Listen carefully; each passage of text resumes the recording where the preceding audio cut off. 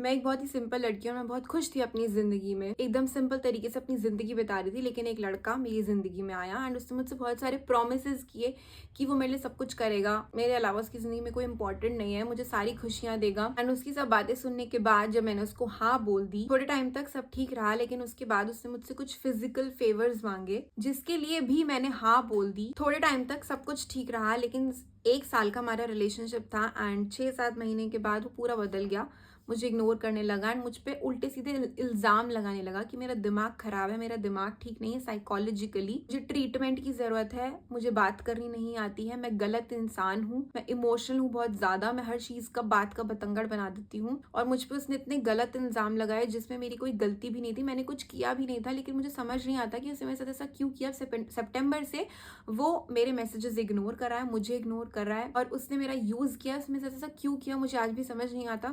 मुझे मेरे सवालों का जवाब चाहिए एंड अब वो बाकी लड़कियों का भी यूज कर रहा है, बाकी लड़कियों के साथ भी ऐसा कर रहा है, मैं क्या करूं।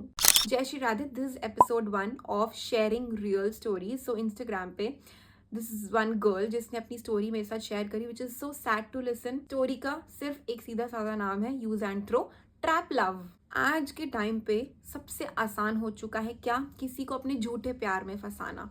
बस कोई हमसे कुछ ये बातें बोलते हैं ना, सिंपल, तुम बहुत अच्छी हो, तुम बहुत सुंदर हो, तुम्हारी बातें बहुत अच्छी है, तुम मेरे लिए बहुत इंपॉर्टेंट हो, बस हम तो भाई प्यार में गिर जाएंगे, उसके लिए जान लुटा देंगे, सब कुछ करने के लिए तैयार है। फिर हम ये सब जो पूरा सिनेरियो हमारे साथ होता है ना, उसमें क्या क्यों हो रहा है ये सब।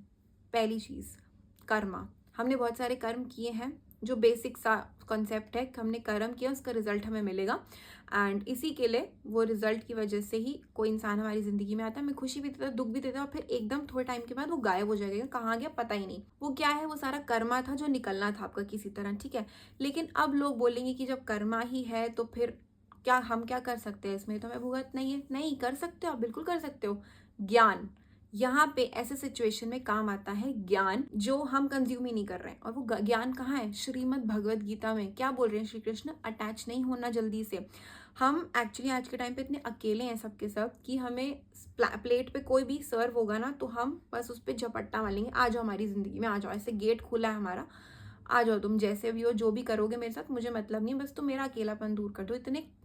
इतना डेस्परेट हो चुके हैं हम प्यार के लिए, जो गलत है चीज। इसी वजह से, अकेलेपन की वजह से, जो खालीपन है हमारी जिंदगी में, इस वजह से जो हम चीजों को अट्रैक्ट करें, लोगों को अट्रैक्ट करें, इसलिए गलत लोग ही हमारी जिंदगी में आते हैं। हम खुद को जानते ही नहीं, हमें पता ही नहीं हमें क्या चाहिए जिंदगी से, हमें कैसे, कौन से लोग हैं जो हमारे लिए अच्छा करेंगे, हमें जेन्युइनली प्यार करते हैं, इस चीज का ज्ञान ही नहीं है हमें। अगर कर्मा है तो कहीं ना कहीं गलती भी हमारी है, और अगर फ्यूचर में आप धोखे से बचना चाहते हो, गलत चीजों से, गलत लोगों से बचना चाहते हो, तो जरूरी क्या है, ज्ञान जरूरी है, भगवत गीता पढ़ना जरूरी है। एंड जितना मुझसे हो सकेगा इन स्टोरीज के थ्रू मैं उतने एक्सपीरियंसेस, विजडम एंड नॉलेज आपके साथ शेयर करने की कोशिश करूंगी एंड उसके लिए आप हमारे साथ जुड़ सकते हैं।